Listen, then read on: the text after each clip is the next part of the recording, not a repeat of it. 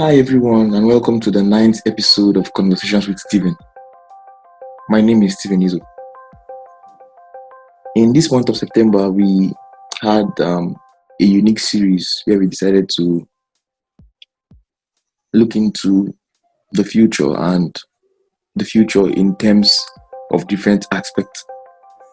The future in relation to different aspects of life that concerns us young people. In the 6th episode, which is the first episode of this series, we talked about technology and innovation. In the 7th episode, we talked about climate and climate action. In the 8th episode, we talked about medicine and health science, medicine and health technology, if I'm not mistaken. And in this episode, that's the final one for this series, we are going to be talking about engineering and technology. So we are going to discuss about technology and how it has affected the world of engineering. I am studying engineering in college, so I have a lot of interest in this episode. The guest that I have today is a very wonderful one. He's the perfect for this, in my idea. I mean, when I look around me, he's the perfect guest for this episode. With me today to discuss about engineering and technology is Chukwure Clinton. Tochukwu was on the 6th episode of this podcast. If you haven't listened to the 6th episode, you need to go and listen to it now. Just scroll down if you're on a podcast streaming site and you're going to find the 6th episode. If you're on YouTube, you're going to find a pop-up now at the top of your screen, so just click on it and you will listen to it. Thank you very much. Tochukwu is a student. He's a student at Federal University of Technology, Owerri, Nigeria. Tochukwu has been a member of Enactus Puto since 2017. Tochukwu is a current chair, robotics and automation. He's a current chair of the Robotics and Automation Society at Federal University of Technology, Owerri, Puto. Tochukwu is the current vice president and student coordinator of Microbe Student Network, or Microbe Student Network, anyhow you want to call it. Tochukwu was a scholarship outreach initiative ambassador of IEEE Computer Society at Futo, and Tochukwu is the 2020/2021 Holt Prize Campus Director at Federal University of Technology, really. What a portfolio. Tochukwu, welcome to Conversations with Steven. Yeah, thank you very much, Steven. Thanks for having me. It's a privilege. You're welcome. Yeah. Tochukwu, what branch of engineering are you in? Okay, I'm studying electrical and electronics engineering. Have you had interest in any other branches of engineering? Yes, mechatronics per se. But you are just right now. You're focusing on electrical and electronics. Yes. Okay. How much has technology influenced your branch of engineering? Or your sphere of engineering? It has really influenced it to a really, really large extent, to a great extent, very large extent, and it keeps on influencing it as we go by. Can you give an example of its influence? Can you give an example? Okay, how? Just one example. Okay, two examples. Yeah. Okay. In the terms of the creation of super quantum computers, that's when we want to talk about electronics engineering. Mm-hmm. So technology has affected electronics engineering in the terms of quantum computing. Now we see the development of super quantum computers, which run at amazing speeds. So this is one major way technology has affected my field in the development of quantum computing. Now, if we want to go to the area of electrical engineering, because it's actually electrical electronics. So we have the electronics part and we have the electrical part. Now we can see newer models of wireless charging systems. So that's one way technology has affected my field. We have also seen better models of electric cars. Okay. So that's one of the few ways in which technology has affected electrical and electronics engineering.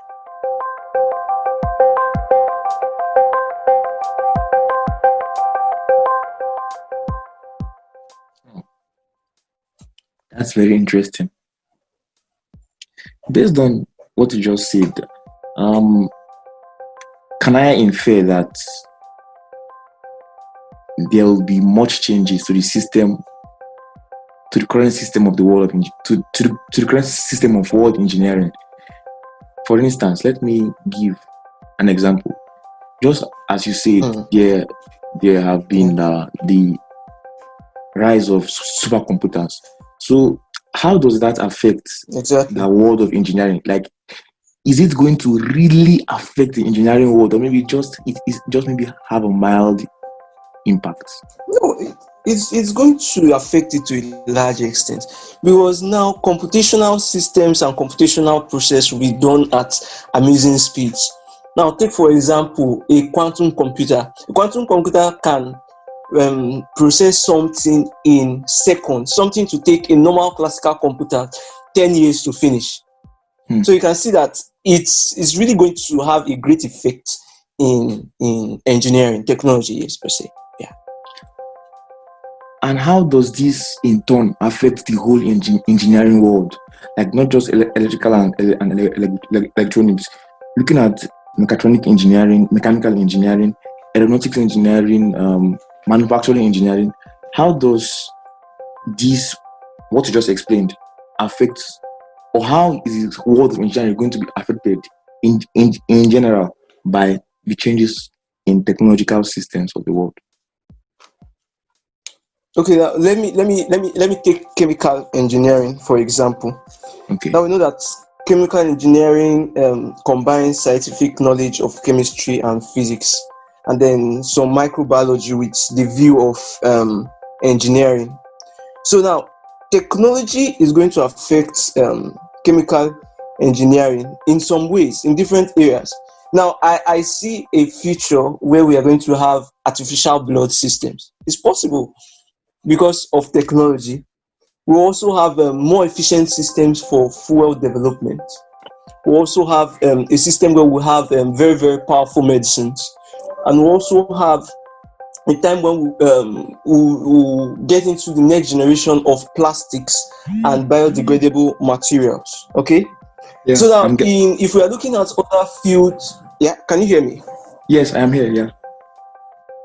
Now, if we're looking at other fields, let's say in the aeronautical sector, we hope to see see faster planes which depend on a new form of fuel. Now, currently we have supersonic cars that run at amazing speeds. We have supersonic jets that run at amazing speeds. So we hope to see those jets or those cars being used on. We hope to see new forms of fuels for those cars. That's one major aspect of technology, in which technology will affect the aeronautical industry. Also, if we are going to health, that is medical system, maybe biomedical technologies and biomedical technology and so on, we will see a system where illnesses can be diagnosed effectively and efficiently. So technology really has a large part to play in terms of engineering and engineering systems. Wow. Yeah. Okay. What is the relation between artificial intelligence and engineering? Okay. Now,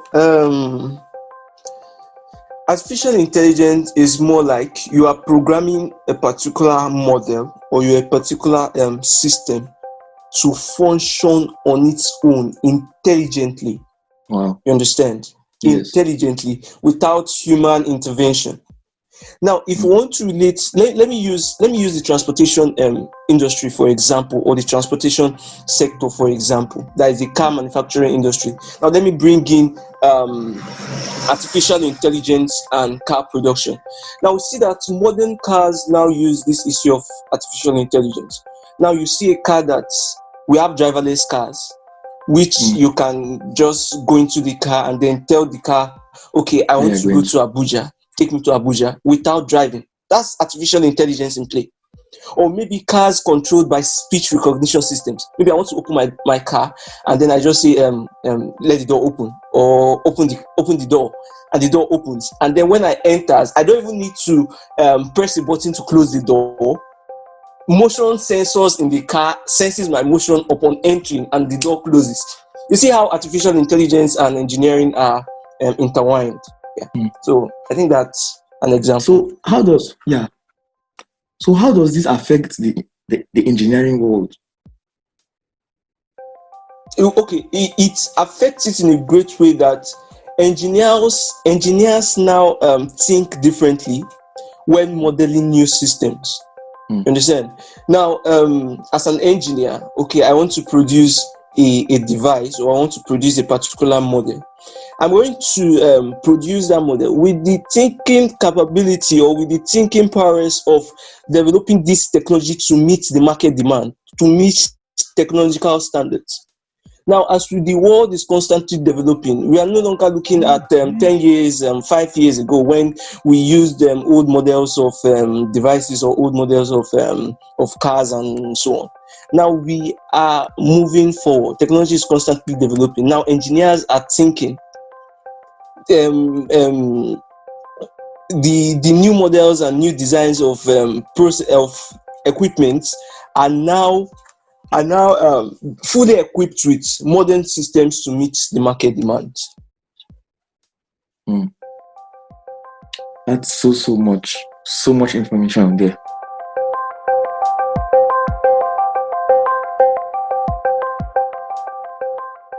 I learned so much from what you just said now. My next question, you've talked about engineering, you've talked about how technology has influenced engineering. You explained the relationship between artificial intelligence and engineering. And you also explained how artificial intelligence has affected engineers and the engineering world. How were you able to cope with these changes? Like, let me use myself as an example. I started schooling 2017. I left, university now. I left high school in 2017. So I entered college in Futo before I left Futo for Cyprus, where I am now, in 2017. And of course, we're in the same department. We still are. And between 2017 and right now, a lot has happened. A lot has happened. Exactly. How have you been able to cope with the changes in the world of engineering due to artificial intelligence and technology? You yourself, how have you been able to cope? Let's say, okay, so let me just give one more explanation. Let's say maybe when we were younger, let's say children, they say, okay, what do you want to be when you grow up? You say, I want to be an engineer. Why don't you be an engineer? Because I want to be an engineer such that right now, my father has a Mercedes-Benz car. When we were children, Mercedes-Benz was a very, very popular and wonderful car in Nigeria. 2005, 6, 7, 8, 9, 10. So let's say someone says, I want to be an engineer so that I can build a very fine Mercedes-Benz car and give to my parents. Now, that is the initial idea of an engineer. But when that student in our generation now comes into college, we in such a time that there has been so much changes, there's going to be a lot of changes to his idea or her idea of the engineering world. So my question is, your own idea, how has AI affected your idea and your perception of engineering, and also you as an engineer? Okay, now I think the number one thing that has helped me is that I'm a very open person. Mm. Now, for us as individuals, for us as young engineers, we should be open to learn new things. We should be open to learn new technologies. You can't just sit down there and expect you are learning a technology of 2005 while we are in 2020. You must be willing and open to learn new trends, new technologies, AI, quantum computing, Python programming, and so on. Okay. Now, you should also strive to become a technical expert in your field. Always strive, always put that back of your mind. Yes, I'm striving to do this, I'm striving to do my best. Okay, this Python programming, okay, how is it going to help me? Okay, I'm going to use Python programming for artificial intelligence. Okay, maybe I want to build a new system, or I want to build a device which can control the issue of malaria or something. You understand? So you should be an expert. You should be willing to learn in your area. Probably as an electronics engineer, you can strive to become an expert in quantum computing. There are many languages there. We have Qiskit, we have Q Sharp. There are many languages. You strive to learn so that at least you should be recognized for something. Nowadays, I don't even think in my school we have people learning quantum. Okay, probably there might be few. Now imagine a young graduate or a young engineer who knows who knows a lot about quantum computing and is constantly developing himself. You will see that as the world develops, as the world evolves, you see yourself following that trend, following that technology, and then you'll be known. So that's one major way to adapt. You understand? Yeah. And also try as much as possible to develop a diverse toolbox of skills. Maybe Excel, Python, C++, soft skills, to as many as possible. Try as much as possible to get those skills. It will really help you as technology increases. Yeah, thank you so much. In the initial stage, was it difficult for you to cope with these changes? You just explained what young people should do to cope with these changes. But you yourself, before you started aligning yourself to these changes, was it difficult for you to leave your comfort zone? And it was difficult. Yes, it was. So how did you cope? It was. How did you cope? Okay. So I believe it depends on, number one, the mindset too, and also try as much as possible. I surrounded myself with people that are in this field already. You understand? Like if you have 2-3 people doing a particular thing which you love to do, and you always see them doing it, and then they always encourage you, you see that you'll be able to cope. Okay, Mr. A is doing. Okay, Steven is learning Python. Oh, Python, does it look hard? Or Steven is learning C++. Oh, how do I want to start? Okay, so you surround yourself, and then with time you see yourself seeing it as a normal thing. Okay, I can do this, I can learn this. Let me follow this trend, and then you see yourself doing it. So it all starts with a step. Exactly, it all starts with a step. Yeah. I have one more question for you, Tochukwu. Yeah, no problem. Yeah. But honestly, let me say a very big thank you. What I have learned today in just under 30 minutes is so much. Is worth more than, with all humility, is worth more than $1 million. People, people write books. People write books and keep this information inside. People write books and sell books with this information. But look at, you are just dispensing it for free. Thank you so much, Tochukwu. Yeah, there's no problem. You're welcome. My final question for you: how do you see the engineering world in 5 to 10 years from now? What is your idea of the engineering world, and how does the engineering world in turn affect the world in general in 5 to 10 years from now? In 5 to 10 years from now, I see better processing systems, improved transportation systems, improved healthcare systems, improved agricultural systems, and so on. So engineering really has an impact in the world. Without engineering, I don't even think we can do anything. It was engineering that brought the issue of airplanes. It was engineering that brought the issue of transportation. Now we are having hyperloop technology developing. You see, so in 5 to 10 years now, I see better models of transportation systems. I see better models of electrical systems. I see better models of electronic systems. I see better models of health, biomedical systems, and so on. So with time, we can see the world as a level playing ground where technology will be the order of the day. What is the general world going to be like? Okay, the world is going to be digitalized in 5 to 10 years from now. How digitalized? Like, is it just maybe fractionally digitalized or totally digitalized? Totally digitalized. It's going to be totally digitalized. Yeah. So it's not partially. It's going to be totally digitalized. Okay, sorry. I just have another question.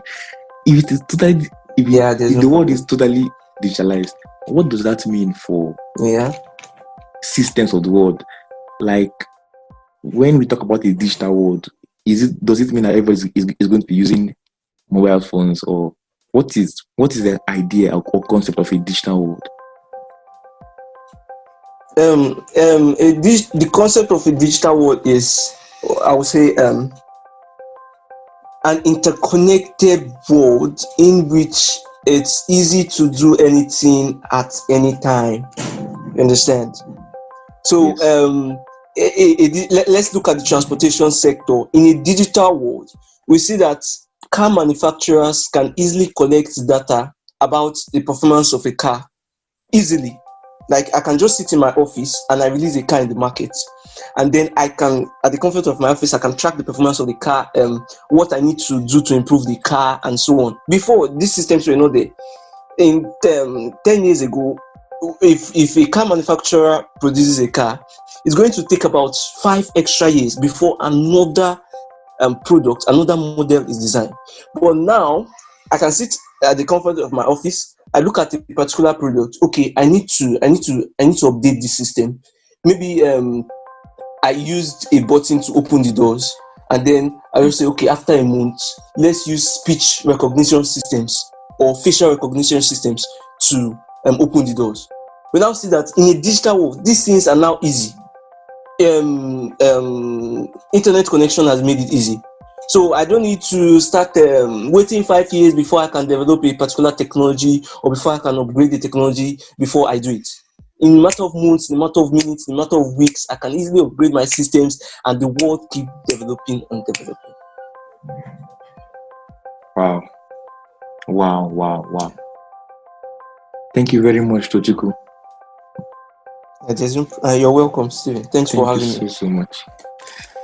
Do you have any concluding words to a young engineer out there who is aspiring to be very successful in the future? Okay, so as young and budding engineers like you and me, yes. I want to say that the world is a playing field for everyone. So try as much as possible to equip yourself with the necessary skills and be determined to live a life of impact. There's this slogan I love saying: what is that passion that drives you, and how are you willing to use that passion to change and affect lives positively? Thank you. Wow. Wow. This is $1 billion seminar. Thank you so much, Tochukwu. Thank you so much. You're welcome. You're welcome, Steven. You're welcome, Steven. Oh, it just gets better and better. Yeah, if you are listening, it's real. If you are listening, I am sure that you gained so much. don't forget to share this episode with your friend. There's a friend of yours, just as you have listened, there is somebody else who needs to listen. So share the link. Copy the link from your address bar if you are using if you are using a browser, and share the link. Share the link with your friends. Let someone else listen. Be good. Share the link. I'm very grateful for today. I'm very grateful that you decided to listen to this episode. I'm very grateful to God for the opportunity, and I'm honestly dumbfounded. Send me an email if you have a question, suggestion, or a topic you feel we should talk about on here. And as I always say, it should be something that relates with young people. The email is cwsteven20@gmail.com. cwstephen20@gmail.com. Tochukwu, thank you once again for coming to Conversations with Steven.